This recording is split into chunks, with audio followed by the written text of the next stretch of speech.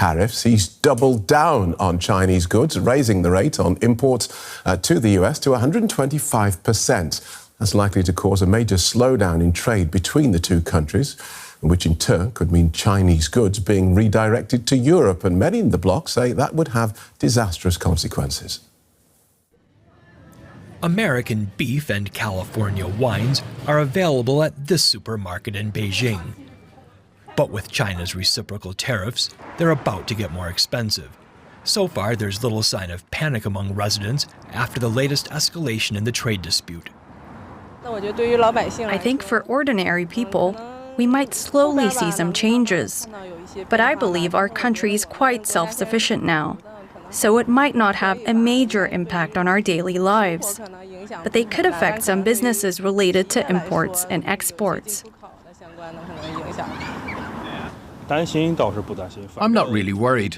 Conflicts are inevitable. It just depends on how the country handles it. Even if it ends up in a local conflict or a hot war, our country is not afraid. Of course, I think the goal should be to minimize harm to ordinary people. So far, neither side shows signs of backing down. The U.S. has placed 125% tariffs on Chinese goods entering the country. China is taxing U.S. imports at 84%. Last year, China exported $439 billion worth of goods to the United States. U.S. exports to China were worth a total of $144 billion. The higher tariffs are likely to reduce the total trade volume. Container ships from China may now prefer to dock in ports in Latin America and Europe. I hope that the governments in Beijing and Brussels will find a way how to control a possible overcapacity tsunami coming into Europe, that it will not trigger trade barriers.